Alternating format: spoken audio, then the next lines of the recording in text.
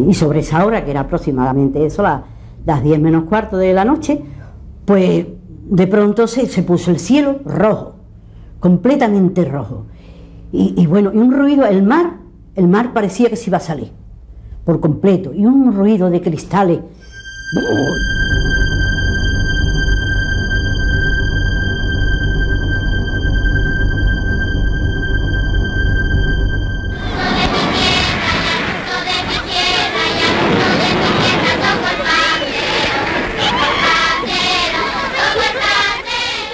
La mañana del 18 de agosto, Cádiz amaneció como cualquier otro día del verano de la posguerra. Las elevadas temperaturas, las dificultades de todo tipo y el racionamiento eran llevadas con resignación y simpatía por la población. La velada de Los Ángeles acababa de terminar con la fiesta de la prensa. Bonet de San Pedro y Antonio Machín cantaban sus boleros en el Cortijo de los Rosales. Habían finalizado las carreras de caballos en la playa y ya se anunciaban en el Falla, para final de agosto, Rigoletto, El Barbero de Sevilla, Tosca y La Bohème. A pesar de las estrecheces, los gaditanos animaban la canícula, como se decía entonces.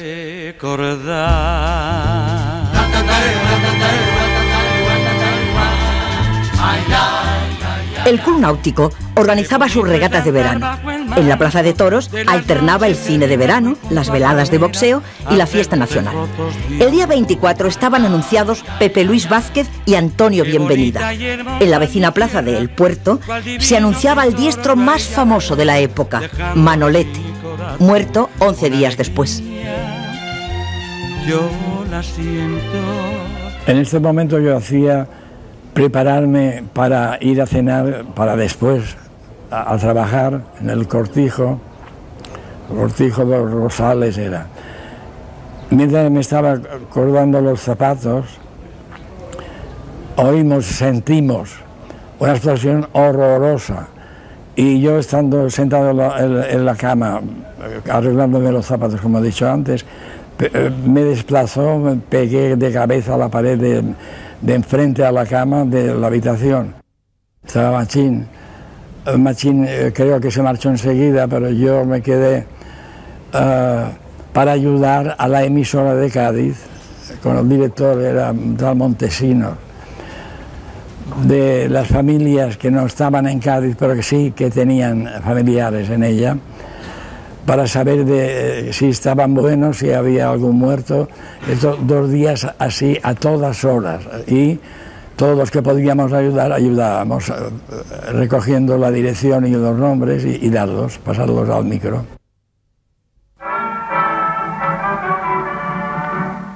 El día anterior se había celebrado la Vuelta Ciclista Sevilla-Cádiz-Sevilla. Las carteleras reflejaban lo más famoso del cine de Hollywood: Humphrey Bogart, Barbara Stanwyck, Charles Boyer, Johnny Weissmuller y hasta Jorge Negrete. Películas como El último refugio, Tarzán y su hijo, Una gran señora, Otra vez juntos y Me he de comer esa tuna eran el lugar para el sueño que proporcionaba el séptimo arte. Los 3 cines de verano, el Avenida, entonces en la Plaza de Toros, el Delicias y el Bahía, eran el principal atractivo de la noche.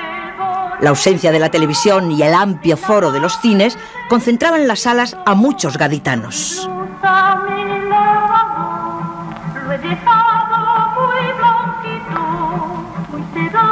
El racionamiento imponía el contacto con la realidad. La comisaría de abastecimiento informaba a la población de los cupones y los productos a disposición de los gaditanos: aceite, azúcar, patatas, chocolate, garbanzos o leche condensada para los niños, con los precios oficiales. Desde las 5,60 el litro de aceite, 1,40 el kilo de patatas, 6,50 el kilo de azúcar, hasta las 36 pesetas el kilo de café. El extraperlo era la válvula de escape para los pudientes, o para quien se agenciase algunos reales. Las penurias de la posguerra se dejaban notar en los anuncios del Diario de Cádiz: elixires, tónicos, jarabe de hipofosfitos y agua de Mondari, bragueros, cafiaspirina, basano contra el mareo y los dolores, fortamin reconstituyente, etc. El diario costaba 50 céntimos.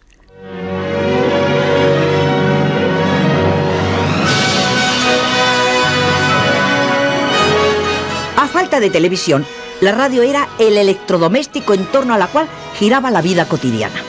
Los partes de Radio Nacional, las radionovelas, Bobby de Glané y la incipiente publicidad, como la del Colacao, eran los sonidos habituales de las casas gaditanas. Radio Cádiz llevaba por entonces una campaña contra los tranvías por considerarlos inseguros. Las múltiples cualidades de este producto sin par es el Colacao, desayuno. Eran tiempos en blanco y negro, una sociedad que empezaba a enterarse de que la India se independizaba del Imperio Británico, del comienzo del conflicto árabe-israelí, de los ajustes políticos que conformarían el llamado, años después, telón de acero. Las noticias de la prensa local abundaban en información internacional. La política española se reducía a las andanzas de Franco por aquellos días en San Sebastián. Curiosamente, en Gran Bretaña se acababa de producir un cambio histórico, con la victoria de los laboristas de Clement Attlee frente a los conservadores de Winston Churchill.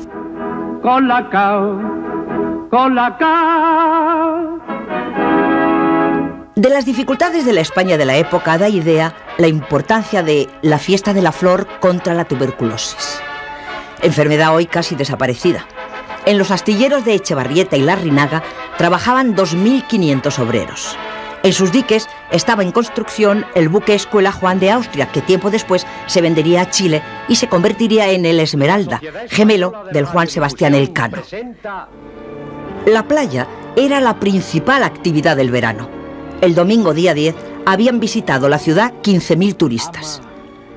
La noche del 18 de agosto, gran número de gaditanos estaban en los cines o en los paseos, lo que terminaría por convertirse en una verdadera suerte.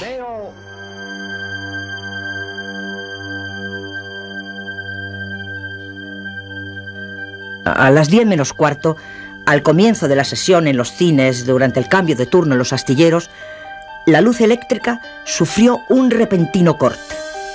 El cielo comenzó a iluminarse de manera paulatina, como si la naturaleza invirtiese su ritmo y comenzase un insólito amanecer.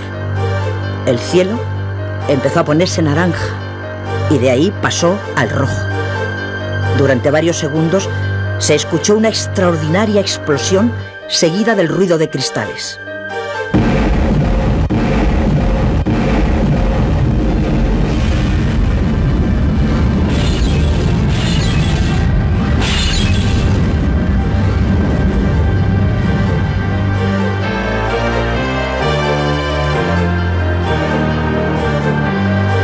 Al poco comenzaron los gritos de socorro y lamento entre la oscuridad y el desconcierto.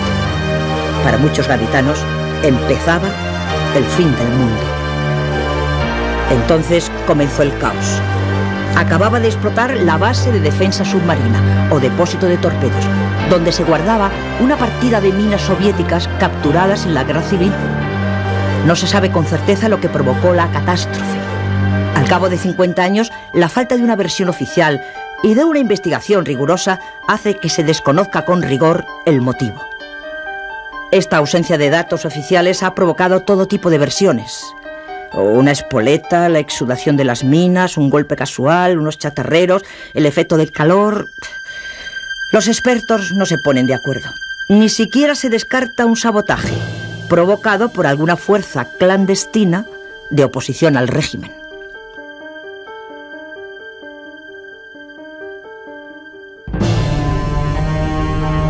Los ciudadanos abandonaron corriendo los cines y sus casas. Numerosos edificios se derrumbaron. La onda expansiva asoló todo el barrio de San Severiano.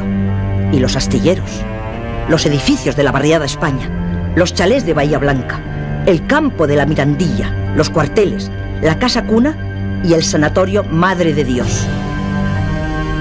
Las murallas de las puertas de tierra, que durante siglos defendieron la ciudad de los ataques del invasor, prestaron un último servicio al desviar la onda expansiva y salvar al casco antiguo.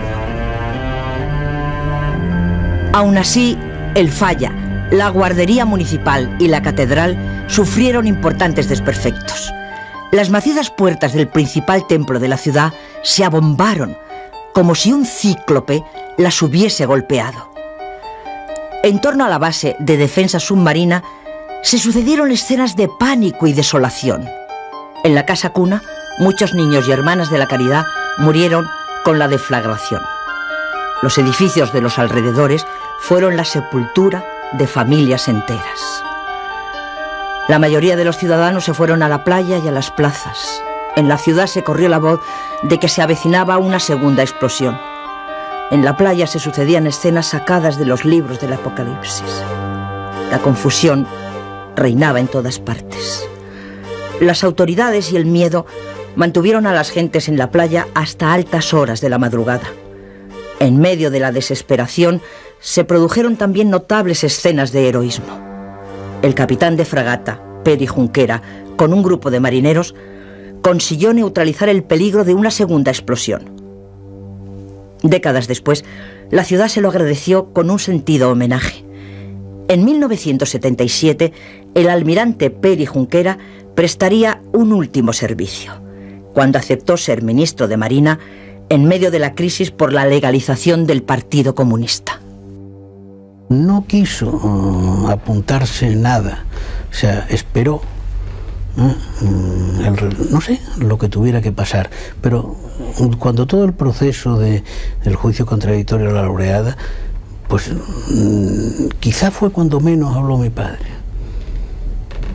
O sea, la modestia la llevaba unida a la decisión y al valor.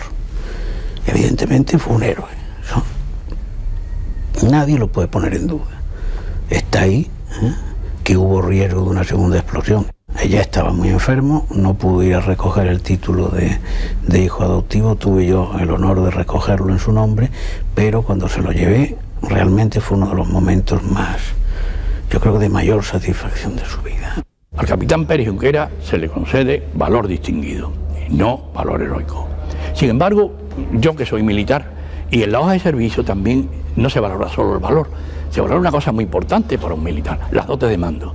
Y él demostró aquella noche que electrizó a aquellos marineros, porque los marineros a él no lo conocían, no eran de su barco, eran unos marineros que se lo encuentra allí, y cuya su supervivencia era salir corriendo y ponerse lo más lejos posible de aquellas minas. Y él, sin embargo, consigue mantenerlos con él. La segunda explosión, vuelvo a insistir y repito hasta la saciedad de que no se pudo haber producido. Las minas aquellas que estaban del almacén que quedaron, estaban completamente, solamente se componía del bollarín, de la bollarín con el cuerno percutor, con sus fundas roscadas y con el carro, sin peligro a ninguno en absoluto. Nosotros nos fuimos a pasear y estábamos en el Paseo Canalejas, mirando desde fuera.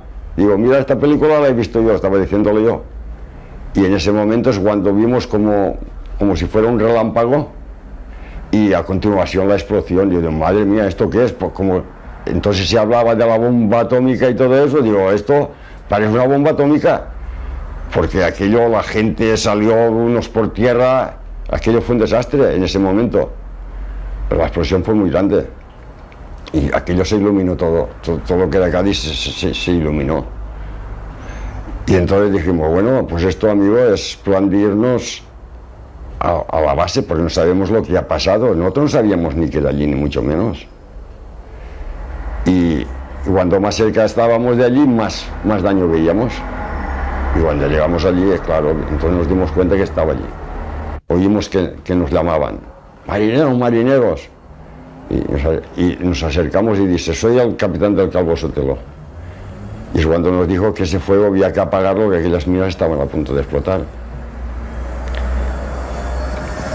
Y es cuando nos pusimos ya, nos pidió mantas y cubos de agua, pero en estos momentos, ahora de noche, todo hecho un solar como estaba aquello, todo derrumbado, ¿dónde íbamos a sacar eso? Pues con piedras, con tierra, como sea. Y allí estuvimos lo menos 20 minutos, lo menos, o media hora.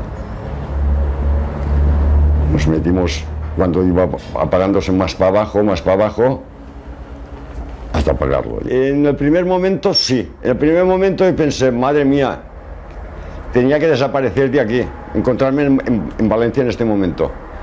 Pero luego, eso fue el primer momento. Pero luego ya te metes ya en el poleo este. ya no te das cuenta ya. En Puntales, la base Lanchas, estuvimos allí, pues no sé lo que estaríamos,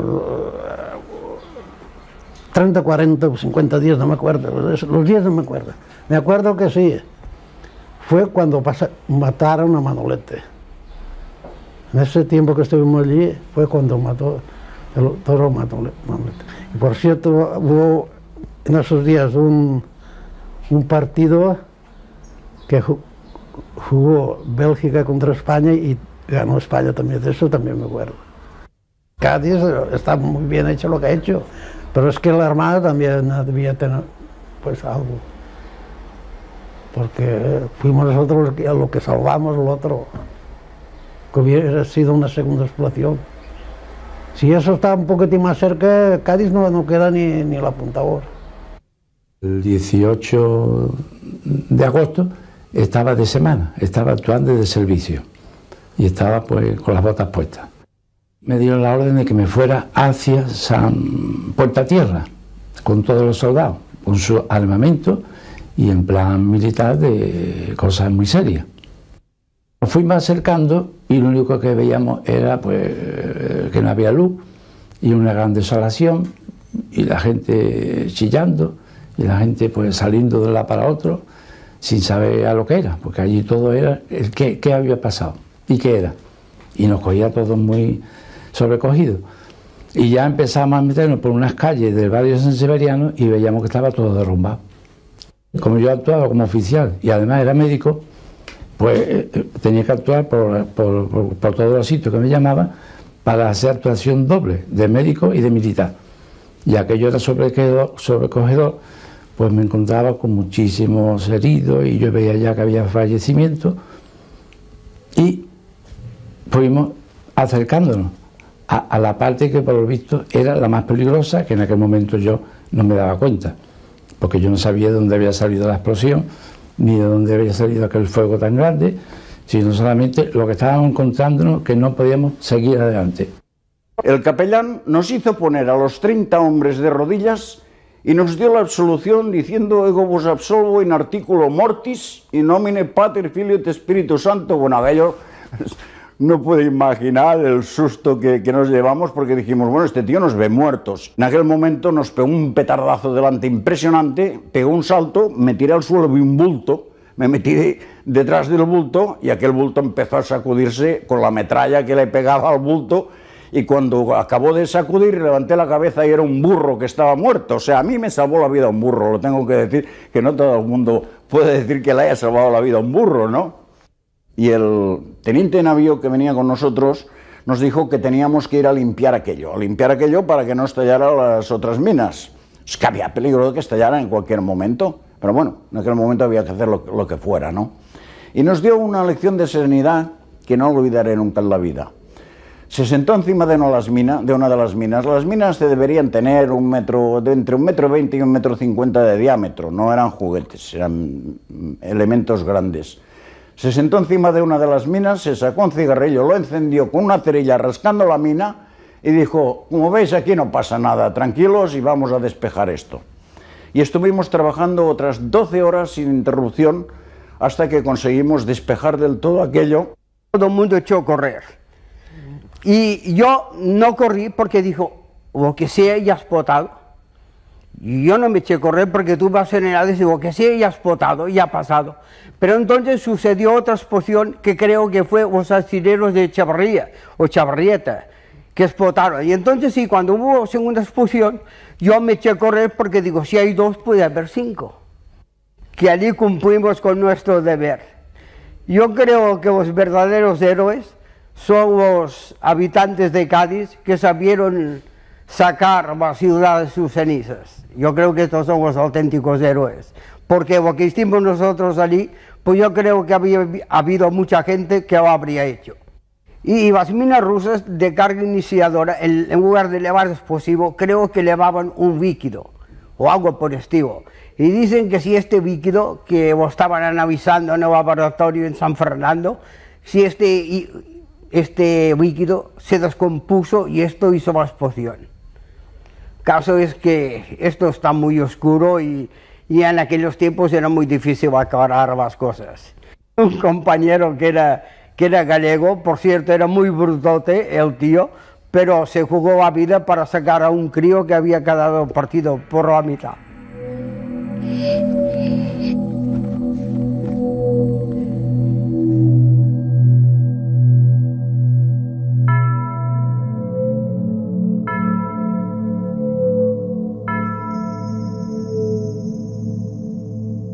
El desastre y la desolación se adueñaron de la ciudad. Sin luz, sin agua, sin teléfono, sin tren, los gaditanos pensaron que había llegado su hora. Los barcos surtos en el puerto lanzaron repetidas señales de socorro. La calamidad recorría las calles de la ciudad. El ruido de los cristales, gente pidiendo socorro, buscando amigos o familiares. Y otros, presa del pánico o el terror, bajo la más absoluta oscuridad. En medio del tedio de posguerra, la desesperación hizo escala en Cádiz. Los auxilios fueron llegando lentamente. Poblaciones vecinas, alertadas por las emisoras de radio, comenzaron a enviar medicinas, alimentos y personal sanitario. En aquellos momentos, Radio Jerez fue el único vínculo de la ciudad con el resto del mundo.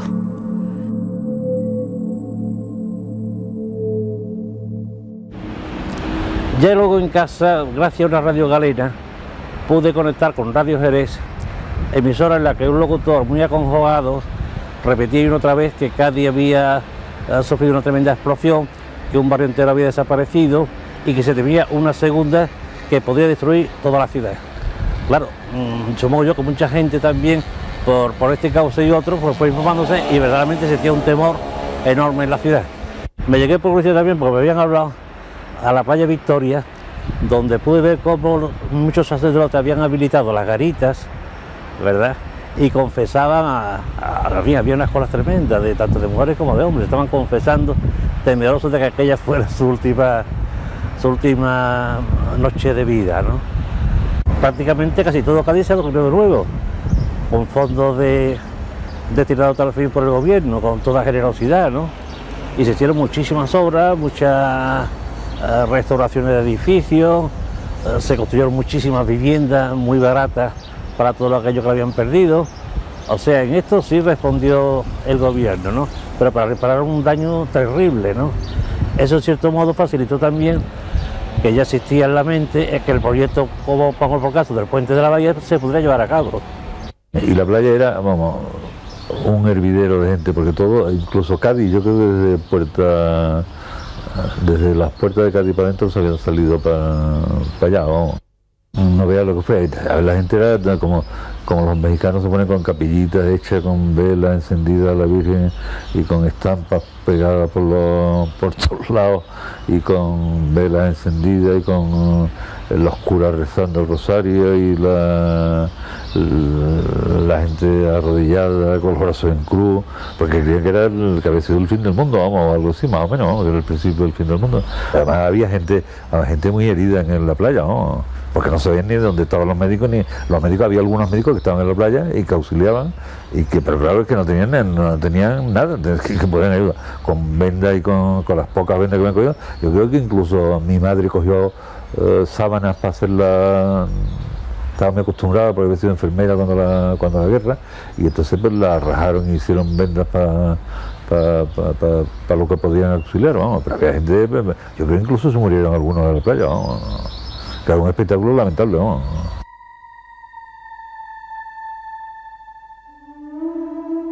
Hospitales y albergues fueron usados para dar cobijo a damnificados y heridos.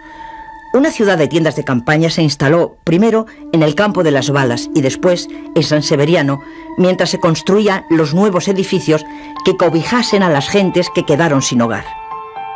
Se vieron afectados o destruidos 500 edificios y más de 2000 sufrieron daños.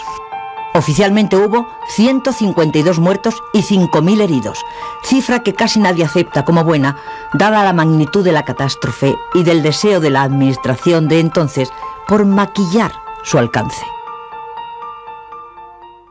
Claro, a nosotros llegaban las específicas de la especialidad de ginecología.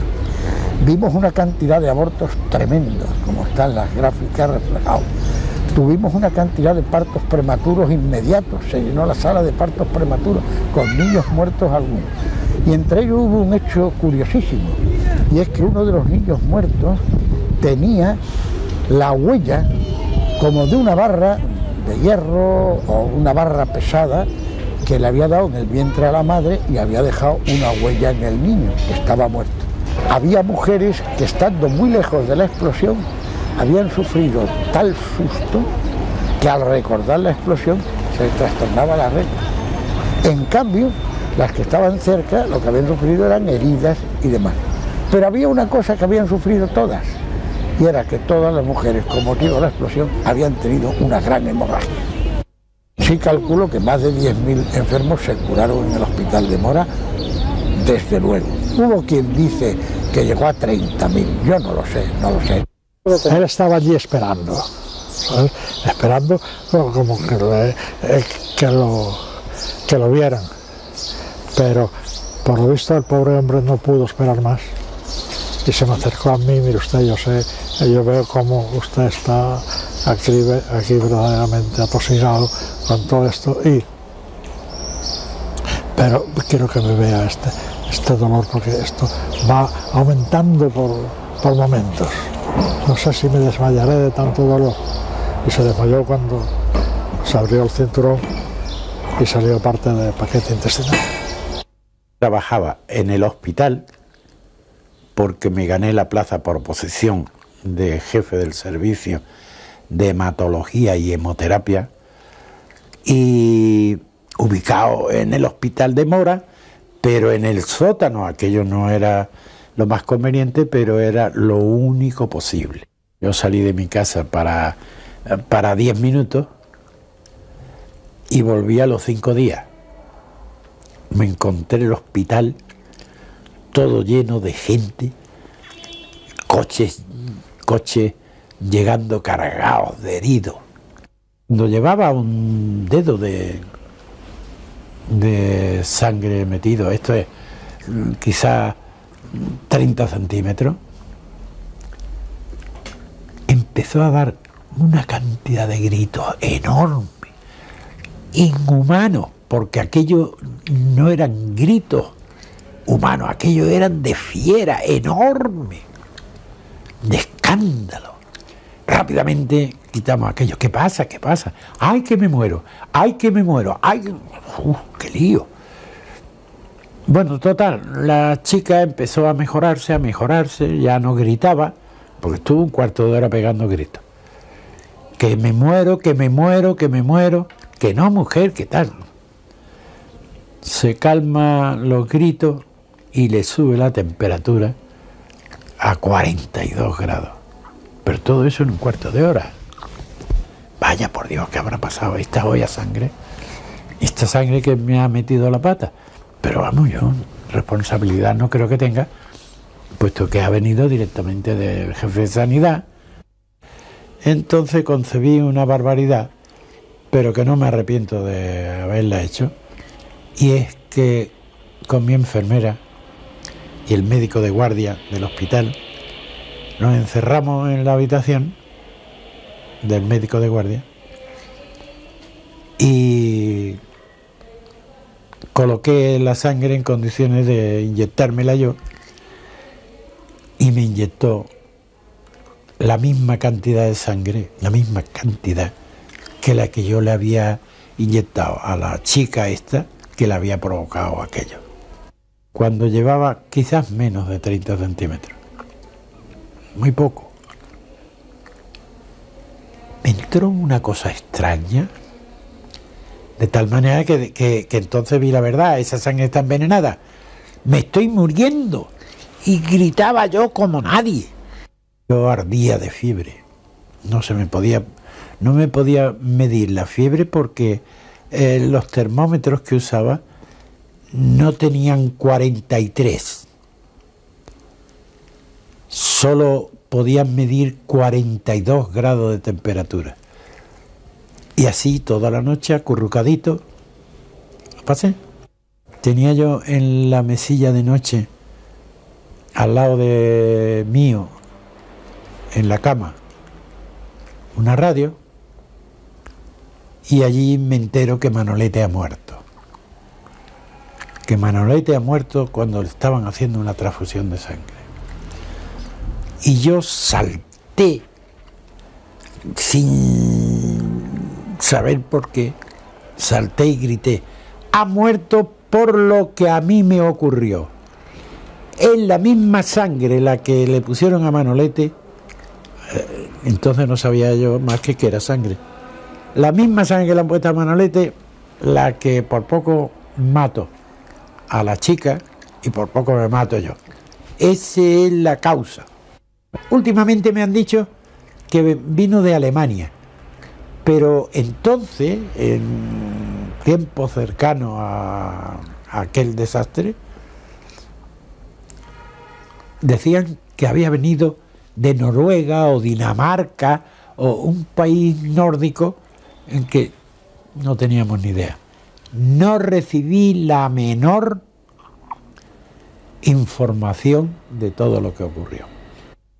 Y me encontré con que la monjita me dice: don Salvador, este se muere, ponle usted una inyección de morfina que inmediatamente le vamos a hacer aquí una reamputación, pero rápida, porque el miembro lo tenía prácticamente colgando. No hicimos más que una amputación que se llama enzalcisión, que entonces el muñón queda solamente para un segundo tiempo. Y digo: tráigase el poco instrumental que yo necesito, usted lo sabe, y una vela, hermano, y una vela. Así tenemos 2 velitas, y con las 2 velitas hice una amputación en 7 minutos, justamente, el tiempo que tardé. Empecé inmediatamente a clasificar y operé el primero a don Juan de Udero, que después fue catedrático de la Facultad de Medicina. Don Juan de Udero Quevedo tenía entonces aproximadamente unos 13 o 14 años y llevaba un trozo de estaca como si fuera justamente una puñalada con la estaca en un espacio intercostal, y le asomaba un trozo de pulmón y la estaca. Inmediatamente dije: que se nos va, y empezamos, le salvamos la vida, le cerramos el pulmón, todo esto sin hacer como se hace hoy día con pulmón quieto, sino expandiéndose. Aguántamelo, sujétamelo, que no se me vaya, y le hice una sutura de pulmón después de esto. Fue el primero que salvamos, gracias a Dios, que me mantuve exclusivamente del vigor y de la razón de ser, de salvar vidas. Y la razón de aquella tan entrega total en cuerpo y alma que dimos los gaditanos. Nada más.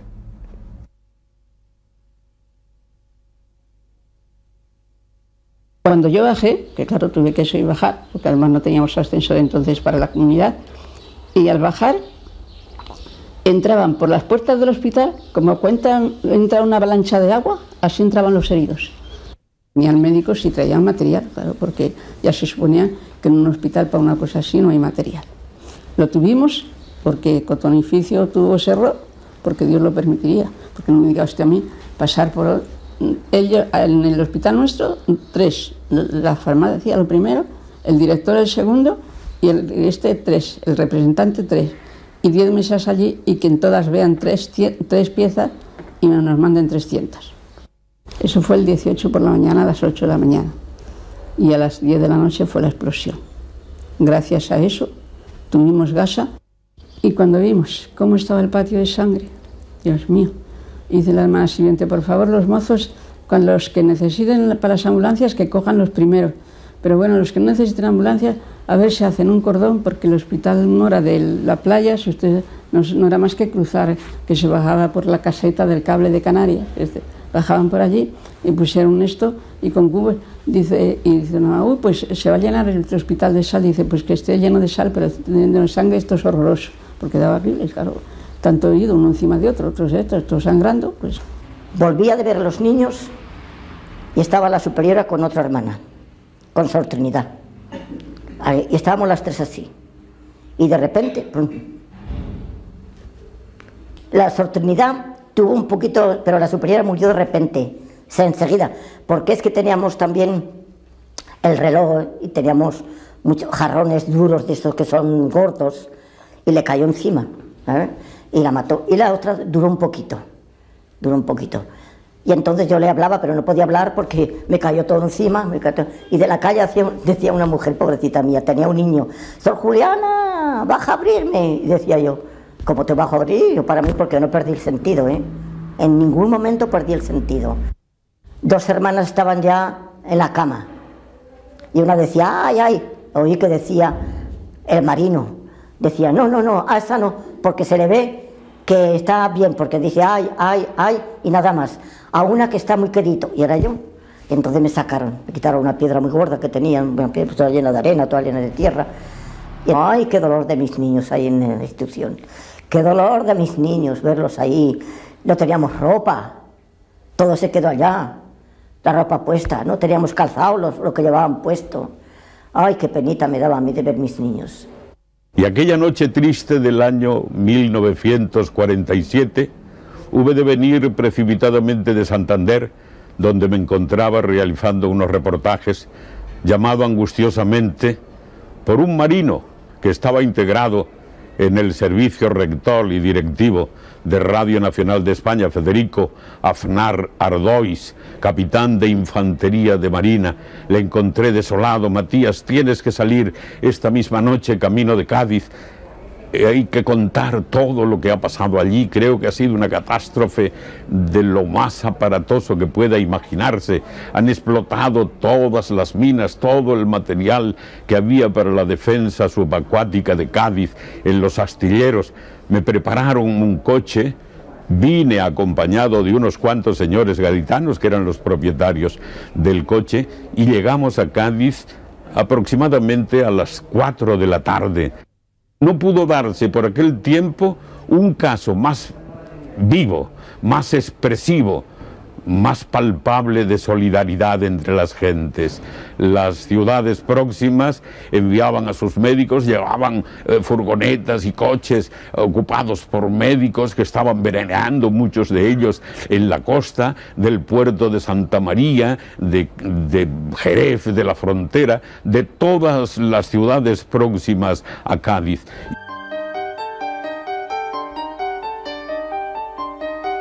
El gobierno ocultó las causas del desastre. En el extranjero, la BBC lo achacó a técnicos nazis, lo que provocó una dura reacción del gobierno español. Negligencia, sabotaje o manipulación, lo cierto es que la ciudad se vio afectada como nunca en su historia. El Partido Comunista dedicó un número especial del Mundo Obrero a la catástrofe. El órgano del Partido Comunista Español lo llamó Nuevo Crimen del Régimen. Radio Pirenaica dedicó también programas especiales al suceso. Para los 2 instrumentos de expresión de los comunistas españoles, el número de muertos se acercó a los 5.000. Mundo Obrero también hacía responsable del suceso a la Alemania nazi.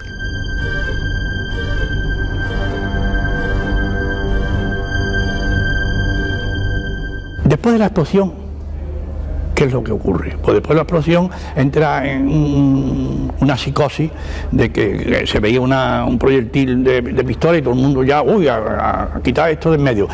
Lo interesante era sacar las minas de Cádiz. Entonces se llevan a los polvorines de la Sierra de San Cristóbal. Polvorines de la Sierra de San Cristóbal que son artificiales, no son cuevas naturales, sino son las oquedades que han provocado unas canteras, que algunas que tienen casi el volumen de la Catedral de Cádiz, si no en altura, por lo menos en volumen en metros cúbicos. Se llevan allí. Y allí se abrazan, simbólicamente, con otra munición procedente de la guerra. Porque en la Sierra de San Cristóbal, como aquí embarcaron los italianos, cuando se acabó con la intervención extranjera, las brigadas internacionales embarcan en Barcelona, los italianos embarcan en Cádiz, los alemanes se fueron en avión, porque eran muy pocos. Entonces ellos dejan todo su material de guerra aquí, y estaban cuando llegan las minas, están en la Sierra de San Cristóbal. This is what he says. ¡Duce! ¡Duce! ¡Viva Italia! ¡Viva el rey emperador! ¡Viva Mussolini! ¡Franco! Viva everybody, in fact. Then it's all aboard, boys, for sunny Napoli.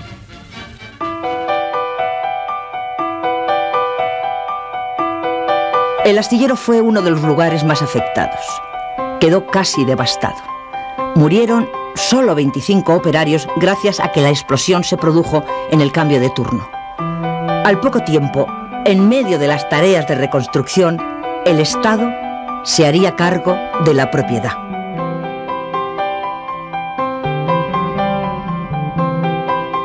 La explosión lo único que hizo fue fastidiar todo el astillero, vamos, no de lo que era culpa del astillero ninguna. Entonces ahí empezó todo lo que quería volver a reconstruir, el astillero, que las autoridades de Cádiz también se portaron muy bien ayudándole al abuelo, bueno, intentando ayudar al abuelo ante el gobierno español, y que la verdad es que el gobierno español en esa época no respondió para nada, ¿eh? Aquí te pone que lo que quiere, que dice que rectifiquen en Radio Nacional y en toda la prensa que no fue en el astillero, sino que fue en los almacenes de la Armada que tenían allí almacenadas las minas.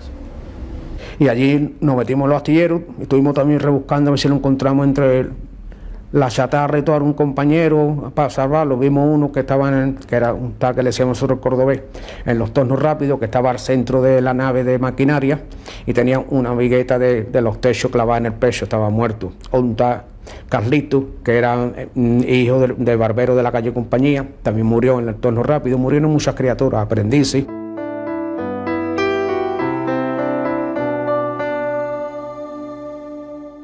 Un rosario de dirigentes del régimen acudió a la ciudad.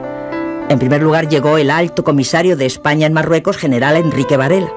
Luego los ministros de Trabajo y de Obras Públicas, Girón y Fernández Ladreda.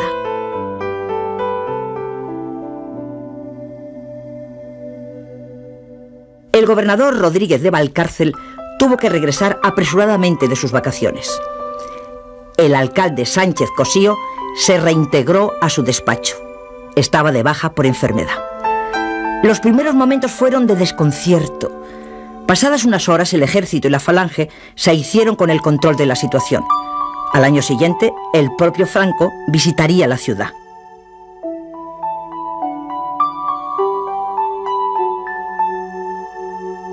La reconstrucción se encomendó a la Dirección General de Regiones Devastadas, con el auxilio del primer Plan de Ordenación Urbana.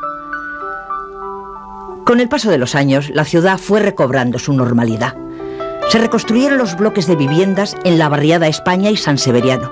Se reconstruyó el astillero. En el lugar donde estaban los depósitos están ahora las instalaciones del Instituto Hidrográfico.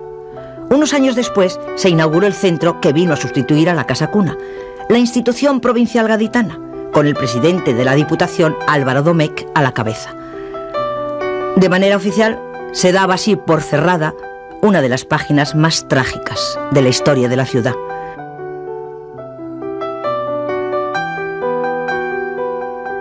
Y era que allí se cortaban las tablas, tablones en tablillas, o sea, en tablas para hacer las cajas de los muertos.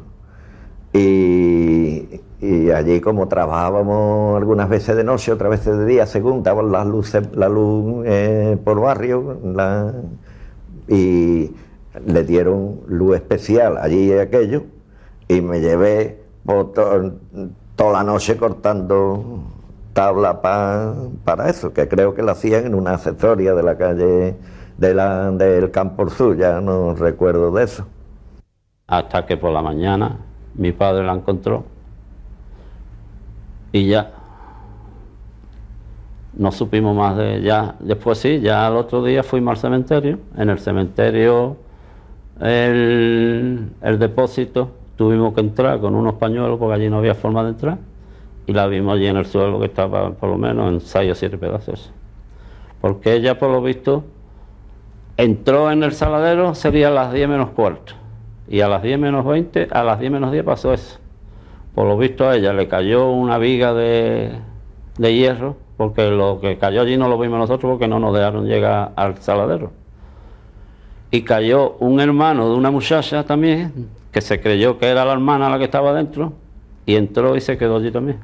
Aunque ella estaba hecha a lo menos en 7 pedazos, estaba con el pecho lo tenía así, un brazo por un lado, una pierna por otro, eso, y ya pues no. Vino la explosión esa tan grande que hubo una cosa que como un viento nos cogió a todos. Yo estaba en la silla, a lo menos 7 metros, me tiró para adelante. Yo caí encima de la gente, aquel polvoreo que se formó en la Plaza Toro, un desconcierto, todo el mundo corriendo, pisándose unos con otros. En fin, no podíamos salir del suelo con las sillas, chocando con las sillas. Tengo también una herida en la pierna, que no me acordaba decirlo antes, que fue de las mismas sillas, que todavía se ha quedado aquí para la historia, Y bueno, pues nada, yo como pude me levanté, la gente cogerme, contando, viendo manos y viendo piernas todo en el suelo, y salí corriendo entre esa brocha de gente, casi todos, desde luego, éramos jóvenes. Y entonces, nosotros estábamos en el jardín y de pronto la explosión. Fue horrible. Chocaron todos los cables, yo me acuerdo que chocaron todos los cables de alta tensión que pasaban por encima, cayeron al suelo, empezó a arder, como era verano, árboles y hojarasca que había por ahí, por el jardín. A mí me cayeron encima, me empezó a arder el pelo y el vestido, y entonces mi hermano que estaba conmigo se abalanzó sobre mí y me apagó. Con su cuerpo me tiró al suelo y me apagó. Yo quedé pues todo por aquí roto, todo quemado. Y yo me acuerdo que estaba medio desnuda, que tenía el vestidito y la varita debajo y estaba casi medio desnuda, pero vamos. Y entonces ya empezamos, el perro, empezamos a ir busca, oíamos gritos dentro y empezamos a escarbar. Yo me ponía de pie, con las piernas como abiertas y mi hermano por entre las piernas sujetando los escombros con la espalda, mi hermano escarbaba. Cuando ya no podía más, mi hermano cogía el puesto mío y sacamos a mi tía salió arrastrándose bien, y a mi hermana Chiqui, que luego supongo que hablará, a ella mi hermano la sacó tirando de las piernas, lo sacamos. Yo cuando me desperté estaba enterrada, que fue una sensación horrible, porque yo me di cuenta que yo no podía respirar, que tenía toda la boca esto, que no podía moverme, me saqué, escupí como pude el sitio que había, la arena de la boca, las piedras, quise moverme, claro, era imposible, porque de mi casa no quedó nada, y allí abajo estaba yo no sentía ni a nadie más, ni nada, ni sentía voces, nada. Yo sé que ya que al final me sacaron mis hermanos que quedaron fuera, que me dicen que me encontró el perro, y claro, yo fue la noche entonces que pasé, o sea, yo no sé el tiempo que estuve enterrada, fue desde luego bastante desagradable, muy mal, yo no sabía qué pensar, ni qué hacer, inmediatamente yo me encomendé a Dios, recé las oraciones, y mira cosa, pensé en mi novio, y dije, bueno, pero ya no lo sé ya. Y entonces ya sentí al cabo del tiempo, cuánto tiempo sé que me andaban por los pies, y es que mi hermano habían empezado a excavar, ¿no? Pues cogimos el coche, el chofer y yo, marchamos para Cádiz a cumplir las órdenes que nos dieron, a avisar a todos los que nos encontráramos, diciendo que todo el mundo se pusiera bajo de escaleras, bajo de huecos de escaleras, que fueran a las plazas, a las playas, que se desplazaran, porque posiblemente iba a haber una segunda explosión. Y el señor Varela, como gaditano, le dijo al señor ministro que eso no era una exageración. Señor ministro, usted es un cabrón. Eso es cierto. Y entonces se formó la Mara y Morena, se fueron despidiendo allí los mandos, se fueron despidiendo todo el mundo, porque aquello fue muy desagradable, se fueron cada uno para su sitio. Al poco tiempo fue destituido el señor ministro de Marina. Viene un taxi y venía un guardia municipal, se baja del taxi el hombre y me dice, ¿usted es fotógrafo? Digo, sí señor. Dice, pues haga usted el favor de venir conmigo. Digo, bueno, está bien.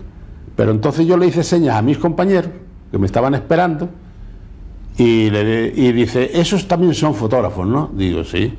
Dice, bueno, pues que se vengan con nosotros. Efectivamente, se lo dice, que nos vayamos, y entonces nos coge a los 4 y yo le digo a mi novia, digo, mira, vete tú para tu casa que ya te iré yo a recoger después. Y dice el guardia, dice, no, si quiere usted la llevamos a su casa. Y digo, no, ella se va sola. Ella. Pero claro, cuando llegó a San José, torció a la derecha y nos metió en la puerta del cementerio. Y dice, bueno, pues no se bajen ustedes. Efectivamente, no nos bajamos. Pero viene después un señor y le dice, el guardia dice, mire usted, señor juez, estos son los 4 fotógrafos que usted me pidió. Aquí los tiene usted. Bueno, entonces ya nos bajamos, ya nos obligaron a bajar. Y dice, quedan ustedes bajo la jurisdicción del juzgado de instrucción.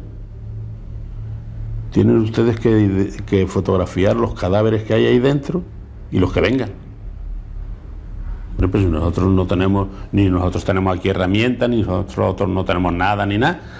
Dice, bueno, eso no importa. Ahora va el coche con ustedes y se traen ustedes el equipaje, la herramienta, se traen ustedes la herramienta y se empieza a actuar. Y empezamos ya a fotografiar, que aquello era horroroso. Aquello se le quitaba a uno todo el valor que tuviera, y más todavía, de lo que había allí. Allí había Y después cuando nos metieron con los niños de la casa cuna y las monjas allí tiradas encima de las mesas, aquello ya era el no va más. Nosotros entrábamos en el depósito con los cigarros puros encendidos, pero no lo fumábamos, sino quemándolo, para que el humo nos entrara por la nariz y entonces el olor desaparecía, porque allí aquello era como cuando están baldeando, pero era con formol, era formol, para que claro no oliera como, pero el olor del formol también se las trae.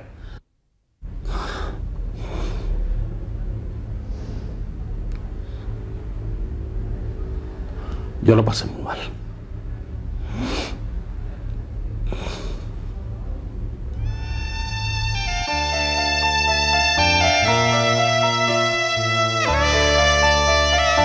El recuerdo de la catástrofe marca de manera indeleble a toda una generación de gaditanos, la de posguerra, que supo sobrellevar la penuria de la época con la desolación de una desgracia que nunca tuvo una verdadera explicación. Para ellos sea este homenaje.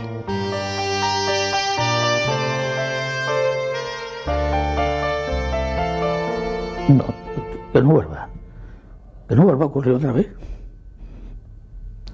Que perdieron la vida muchos inocentes por negligencia de otros señores que si tienen culpa que Dios los haya perdonado.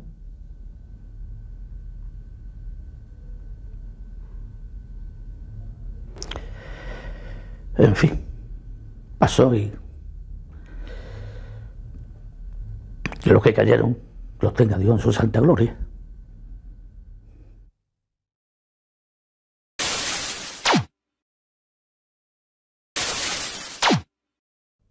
Y sobre esa hora, que era aproximadamente eso, las 10 menos cuarto de la noche, pues de pronto se puso el cielo rojo, completamente rojo. Y bueno, y un ruido, el mar parecía que se iba a salir por completo, y un ruido de cristales.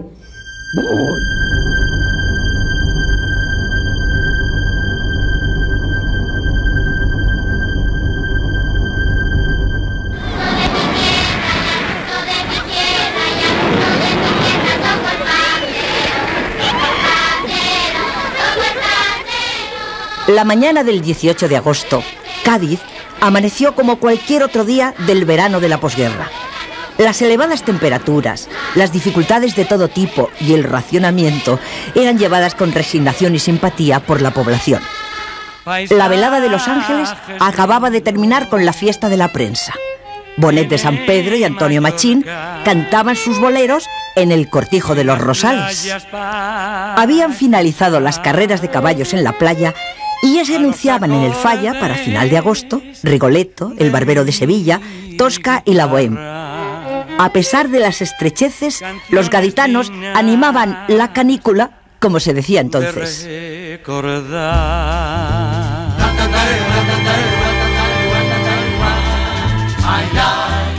El Club Náutico organizaba sus regatas de verano. En la Plaza de Toros alternaba el cine de verano, las veladas de boxeo y la fiesta nacional. El día 24 estaban anunciados Pepe Luis Vázquez y Antonio Bienvenida. En la vecina plaza de El Puerto se anunciaba el diestro más famoso de la época, Manolete, muerto 11 días después. En ese momento yo hacía... El racionamiento imponía el contacto con la realidad. La comisaría de abastecimiento informaba a la población de los cupones y los productos a disposición de los gaditanos. Aceite, azúcar, patatas, chocolate, garbanzos o leche condensada para los niños con los precios oficiales. Desde las 5,60 el litro de aceite, 1,40 el kilo de patatas, 6,50 el kilo de azúcar, hasta las 36 pesetas el kilo de café. El extraperlo era la válvula de escape para los pudientes o para quien se agenciase algunos reales. Las penurias de la posguerra se dejaban notar en los anuncios del Diario de Cádiz. Elixires, tónicos, jarabe de hipofosfitos y agua de Mondariz, bragueros, cafiaspirina, basano contra el mareo y los dolores, fortamin reconstituyente, etc. El diario costaba 50 céntimos.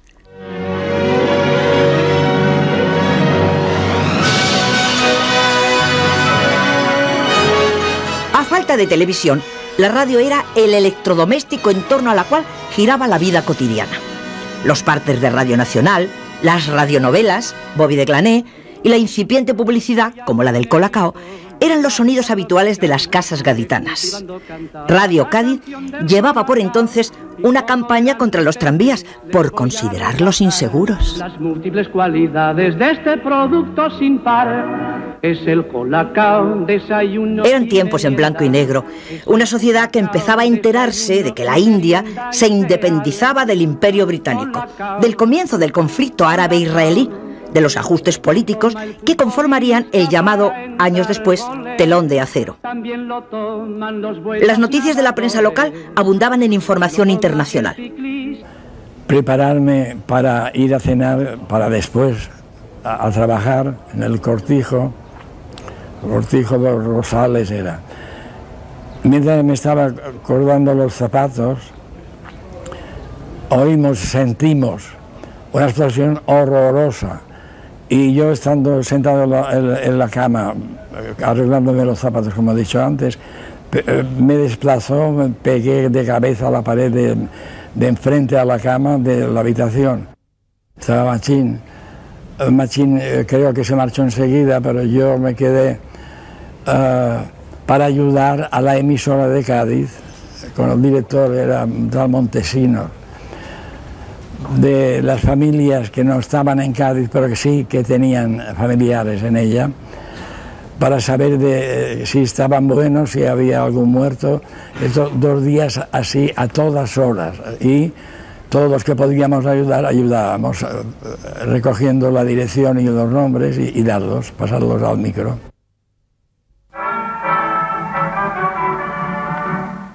El día anterior se había celebrado la Vuelta Ciclista Sevilla-Cádiz-Sevilla. Las carteleras reflejaban lo más famoso del cine de Hollywood: Humphrey Bogart, Barbara Stanwyck, Charles Boyer, Johnny Weissmuller y hasta Jorge Negrete. Películas como El último refugio, Tarzán y su hijo, Una gran señora, Otra vez juntos y Me he de comer esa tuna eran el lugar para el sueño que proporcionaba el séptimo arte. Los 3 cines de verano, el Avenida, entonces en la Plaza de Toros, el Delicias y el Bahía, eran el principal atractivo de la noche. La ausencia de la televisión y el amplio foro de los cines concentraban en las salas a muchos gaditanos.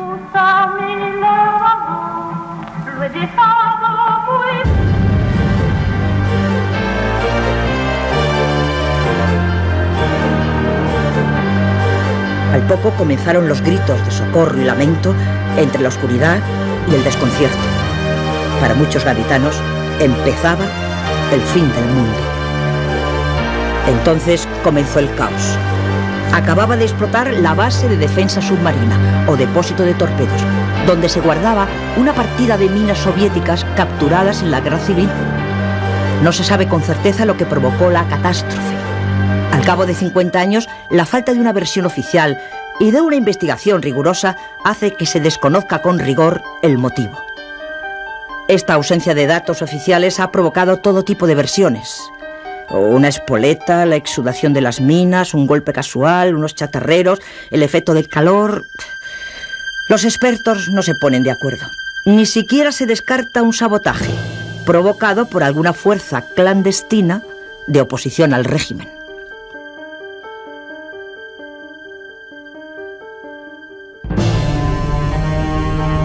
Los ciudadanos abandonaron corriendo los cines y sus casas. Numerosos edificios se derrumbaron. La onda expansiva asoló todo el barrio de San Severiano. Y los astilleros, los edificios de la barriada España, los chalés de Bahía Blanca, el campo de la Mirandilla, los cuarteles, la casa cuna y el sanatorio Madre de Dios. Las murallas de las puertas de tierra, que durante siglos defendieron la ciudad de los ataques del invasor, prestaron un último servicio al desviar la onda expansiva y salvar al casco antiguo. Aún así, el Falla, La guardería municipal y la catedral sufrieron importantes desperfectos. La política española se reducía a las andanzas de Franco por aquellos días en San Sebastián. Curiosamente, en Gran Bretaña se acababa de producir un cambio histórico, con la victoria de los laboristas de Clement Attlee frente a los conservadores de Winston Churchill.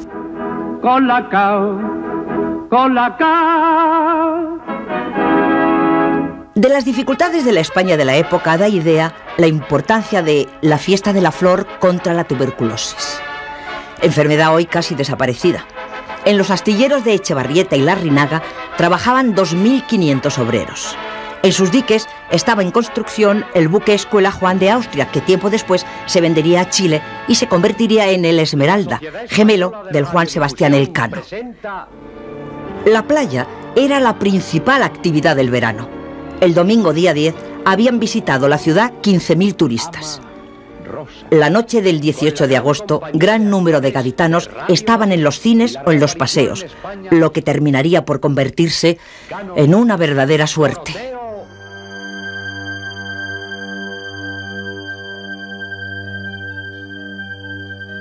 A las 10 menos cuarto, al comienzo de la sesión en los cines, durante el cambio de turno en los astilleros, la luz eléctrica sufrió un repentino corte. El cielo comenzó a iluminarse de manera paulatina, como si la naturaleza invirtiese su ritmo y comenzase un insólito amanecer. El cielo empezó a ponerse naranja y de ahí pasó al rojo. Durante varios segundos se escuchó una extraordinaria explosión seguida del ruido de cristales.